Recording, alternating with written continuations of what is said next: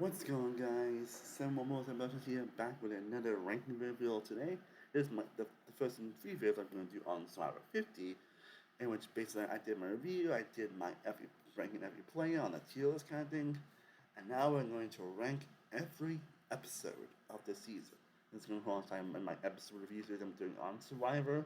Hope you all been enjoying that series. I certainly have enough to do it, so as I did obviously while something was airing, I figured I'd just do a video where basically I rank every episode of Survivor 50, all the ups and the downs of this season. So I hope you'll enjoy. Let me know how you rank every episode, what your favorite episodes down in the comment section. And that being the bush, let's get to the ranking. Now, coming in at number 13, the worst episode of Survivor 50.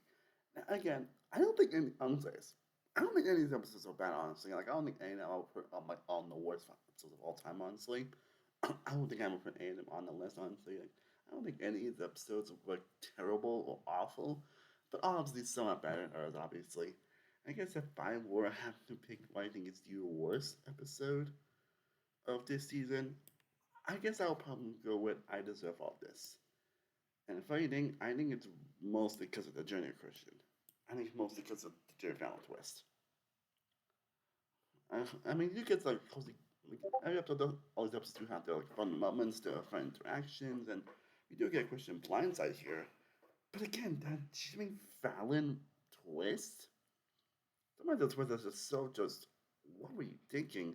They can easily think episodes by the good qualities, which obviously you will see with a couple of episodes again here in this list, but yeah, just not exactly a fun episode. Not like funny to when it's honestly seeing Christian try to do the challenges. They didn't seem really that fair if you were to think about it. And then him like failing and his reaction afterwards, like, just breaks your heart watching it, not in a good way. Not with the emotion, not like the emotion we were getting later on, but yeah, like honestly, that alone, that twist just puts this at the bottom on. Again, I wouldn't still put it on the worst episodes full time, but that whole thing really just tanks this episode. I'm not sure if it's gonna be a hot take, honestly, but that's just me. And spoiler, honestly, like most, aside from like one twist, like most of the twists are probably the big twist. Honestly, I'm gonna be mostly at the bottom, honestly. Like really, honestly. But for me, yes, because number 12, we got the episode 6, the Blood Moon. Yeah, I don't think any anything about this episode. I think this episode is like going to be like near the bottom, honestly, because of well, the actual episode they try to play as like a game-changing twist. I'm gonna have to get just a triple boot episode. Well, I knew they were kind of going to do something like this on 6, so you know there's a 70-person merge. It's just the season episode just plays a lot of the issues that have like 24 plays in a 26-day season. Obviously, and another tribe. Funny thing is that none of the tribe councils didn't end up being that interesting, or which again, which again explains the predictability of the season. Of course, with the issue of the season being very predictable. Again, we get Camilla, who obviously was a very underwhelming edit throughout. Genevieve, who we all agree got pretty screwed over here, honestly. And of course, the emotional one out of Colby, which is the only one I would say is kind of good one, honestly, because again, honestly, it's fortunately seeing Colby get voted out the way he did, which again is pretty unfortunate because fucking Colby, and he also got a lost vote, and they have a vote against him to save himself, honestly, and they feel like a lot of these players really got screwed, honestly.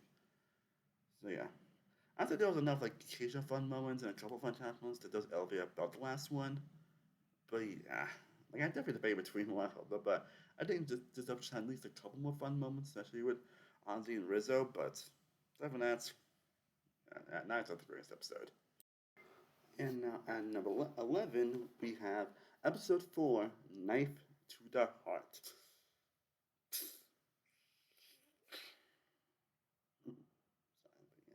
Knife to the Heart, which is basically the Zach Brown episode. And again, in that case, for that alone, is why it's this on the list, honestly. It's not to bomb the bear, honestly. Because you get like probably one of the more fun blindsides of the season with Mike White. So that does elevate a little bit. But yeah, even though obviously I'm a little more mixed on the actual Zach Brown thing, that's more because obviously I do see what they're going for here. It's obviously the big problem is the fact that Zach Brown gets like pretty much half screen time on this episode. Like again, by the end of the episode, again, he basically gets more screen time than a lot of players have on this season. And yeah, I'm not the obviously I do not like that at all. Obviously, I do like Zach Brown. I mean, I do like his music, but it's like, really, this much focus on him? Seriously? Not even, especially the freaking Tiffany here. Yeah. Again, the Mike White side does kind of say for being at the very bottom, honestly, but yeah. Yeah, I would definitely call it like the worst fire episode ever, honestly, because probably is the worst in IMDb just for Zach Browning alone, but in some ways I kind of get it, though. And unfortunately, now we get to number 10. And unfortunately, it's the finale. Reverse the Curse. Now, I don't think there's a bad finale about enemies on it. So, like I said, I don't think any episode's bad here. I don't think this finale is like bad. I think we'll get into more of the solid episodes of the season. And I don't think this episode's like bad in any stretch, honestly. Like, not at all, honestly. Again, the reason why this episode is on the list, because honestly, it just, again, clearly the episode we had before is obviously the being names that felt like were a bit more worthy with it end up being voted out. And we'll definitely get to an episode in a little bit. But again, it just really sucked all the energy out of this finale, obviously, where the person that we think was going to win at this point was like not the most exciting winner, even though like, I do like Aubrey, obviously. There's at least a reason why people are like, really? Especially if you see the edit that she ended up getting for the season and all the under editing she did for the season. A lot of people think that she didn't really do much.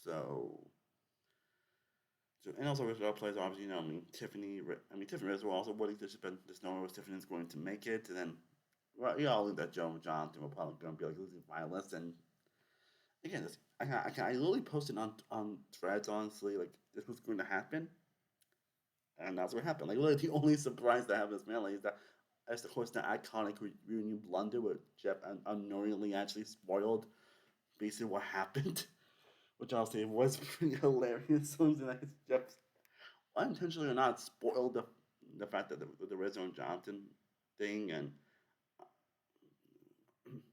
he basically like spoiled that Rizzo was the losing finalist here, and while he's trying to play it off as a twist, like just make you messed up, man.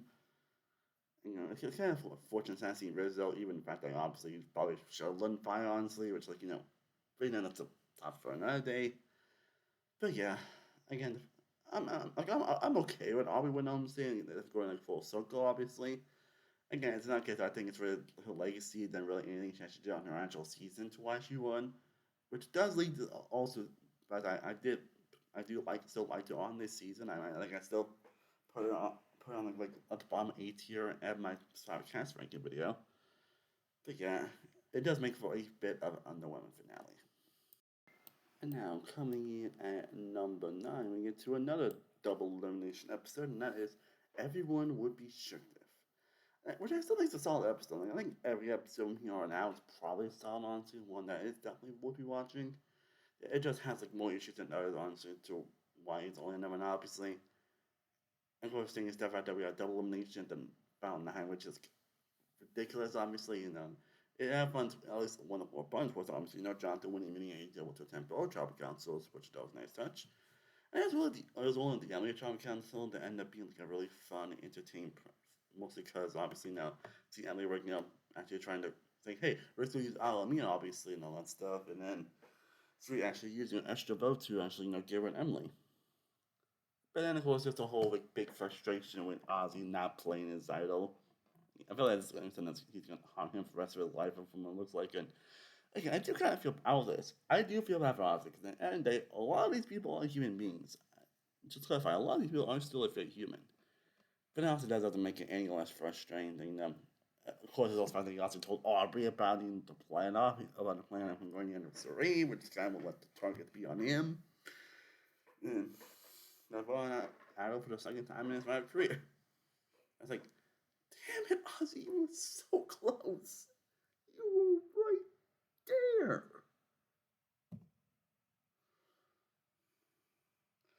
But yeah, that's probably why this episode went on number 9.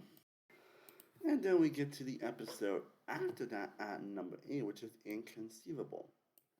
Which again is definitely a fun episode, but also a really frustrating one. And a lot of now, I think also got like two Trump councils, like 90 episodes, obviously, and does lead to not a lot of breathing room, obviously. But you do get some fun, entertaining moments of back when the players, even if obviously Red going home the first time council was pretty obvious. That was kind of funny him trying to find an idol, honestly. That was pretty hilarious. And then Tiffany winning immediately, despite the fact that everyone was kind of getting up on her.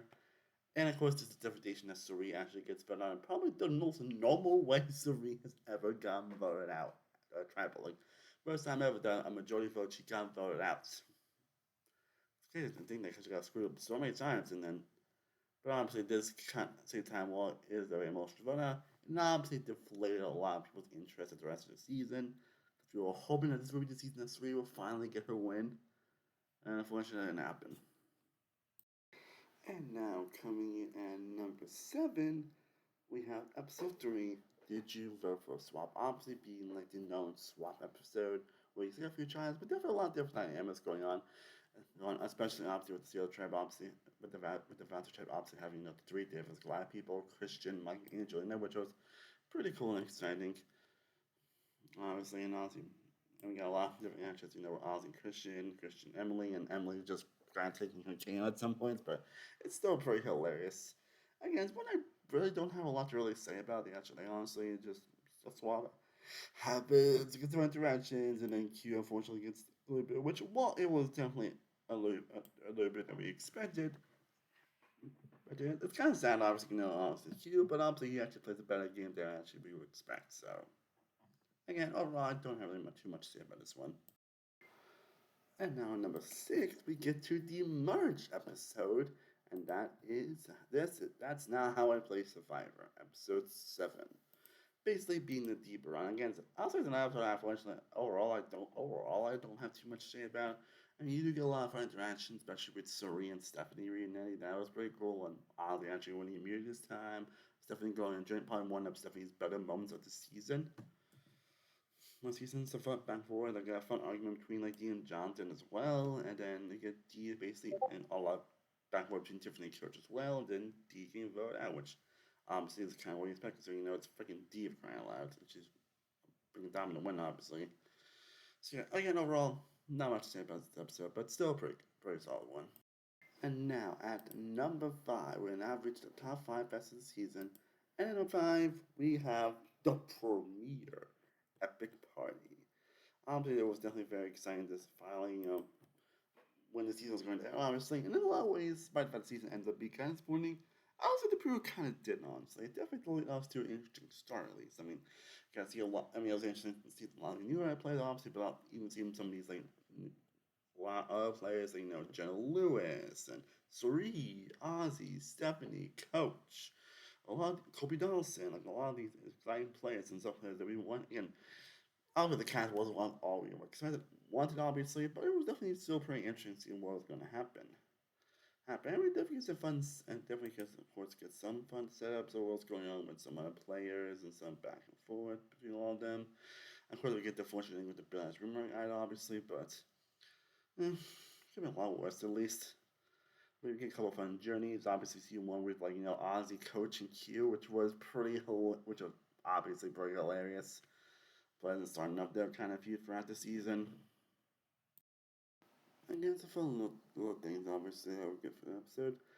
Of course, the interesting obviously means obviously we get Jenna Lewis, the born representative first, unfortunately. We get like another decent fun journey in the second part, obviously with Colby unfortunately lost his vote. And Savannah getting a blood blocker. And also Lex Fanfire Council was pretty interesting. And also Kyle unfortunately getting evacuated. So those two aspects do kind of bring it down a tad bit. But I think it's also a good premiere. I'm not sure what ranks amongst the best of premieres of Survivor, but I'd say it's a pretty good one. And now at number 4, we have episode 5, Open Wounds. Basically the first double elimination episode, which is crazy to episode 5 to actually get one. Like without that was gonna be like constant thing throughout the murder, honestly, but it's fortunately and basically got Vatu Seal going to cancel where also Vatu finally got Angelina, which was definitely not shocking. It's kind of fortunate because obviously it's freaking Angelina, and it's fortunate she got the edit she did, but hey, she did kind of wear out bang on with the jacket thing, honestly, so that was pretty hilarious. And then we get the Charlie Blind side, which one I was good for. anyone the games are honestly, it was definitely pretty hilarious. Like that was definitely a fun thing throughout the pre-match. Obviously, Charlie's like weird rivalry with Rizzo, but basically he basically was a tunnel vision on trying to get rid of him for not voting for his number one ally, which really you could tell that Charlie ends up having PTSD for basically what happened to him in the finale of 46. And to want you obviously you feel that would try on that. It's kind of a hilarious thing to think about everything. Honestly, at least to basically Charlie's downfall this season. So yeah, that alone puts us in at number 4. And now we get to top 3. For me, my top 2 actually were pretty definitive, honestly, at least with the episodes I was gonna pick, like which one was gonna be number 1 on, it was definitely a bit up in the air, truly. But I did end up put me on his 50 is obviously a pretty disappointing season. These episodes are pretty good, obviously. Again, we'll see when we get to my actual best episodes list. They actually end up making, honestly, so we will see how that goes. But right now, at number 3, we have episode 2, Therapy Carousel, which was definitely obviously a much better episode than the premiere. Where obviously we get a lot more of the travel dynamics, obviously, and a lot of the back with a lot of the players. But the reason why it's also number 3 is basically everything involving Christian. Again, Christian is one of my favorite characters of all time. He's one of my favorite players to ever play Survivor. He's one of the players that honestly is always going to deliver like top tier entertaining television, no matter what, honestly, and we definitely do get that here.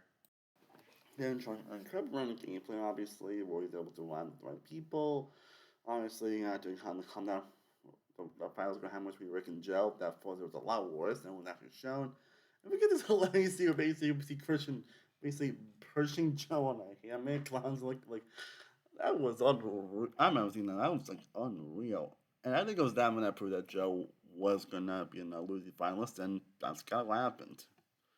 And then we get, well, as an obvious boo, we end up getting an interesting Savannah vote out anyway.